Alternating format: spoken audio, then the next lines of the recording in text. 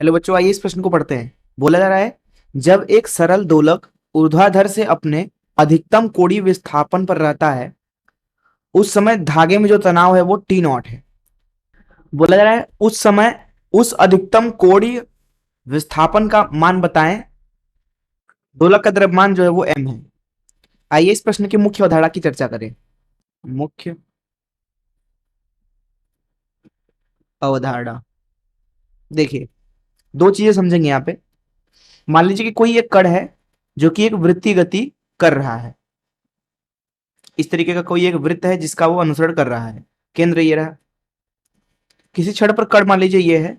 हमने क्या किया है, इसको एक धागे से बांध रखा है केंद्र से, ताकि इस कण को तनाव बल मिल सके। तनाव बल क्यों जरूरी है, देखिए दरअसल किसी भी वस्तु को जो कि एक वृत्तीय गति कर रहा होगा उसको केंद्र की तरफ एक बल चाहिए होता है।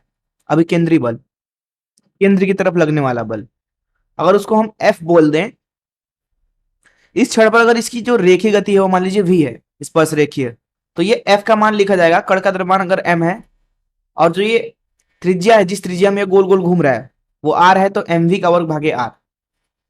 इतना बल उसको चाहिए होता है, जो कि यहाँ पे उसको किससे मिल रहा है, तनाव बल से मिल रहा है। दूसरी चीज यहाँ पे ये समझ लीजिए कि अगर ये ऊर्ध्वाधर अवस्था में होता तो वस्तु के ऊपर एक और बल लग रहा होता जो कि गुरुत्वाकर्षण बल होता।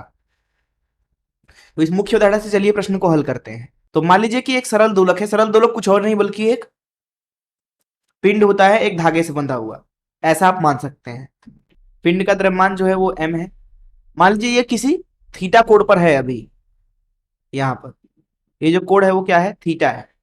तो यहाँ वस्तु के ऊपर पहला तो तनाव बल लग रहा होगा इस तरीके से T। अभी इस क्षण पर जो इसकी गति है वो मान लीजिए इधर की तरफ है v। रस्सी की जो लंबाई है वो मान लीजिए l है।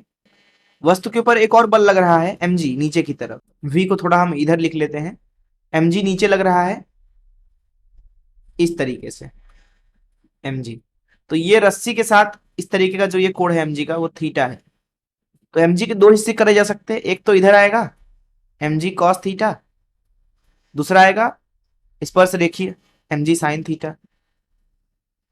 केंद्र की तरफ अगर आप देखोगे, केंद्र मतलब ये जहां रस्सी बंधा हुआ है, क्योंकि उसी के परितः कण जो है वृत्तीय गति कर रहा होगा इस तरीके से, ठीक है। तो उसकी तरफ जो यहाँ पे बल होना चाहिए, कितना होना चाहिए, वो mv का वर्ग भागे r के बराबर। r यहाँ पे क्या है, l है, तो यहाँ l रख दिया। ये किसके बराबर होना चाहिए, t ऋण mg cos थीटा, t ऋण mg cos थीटा।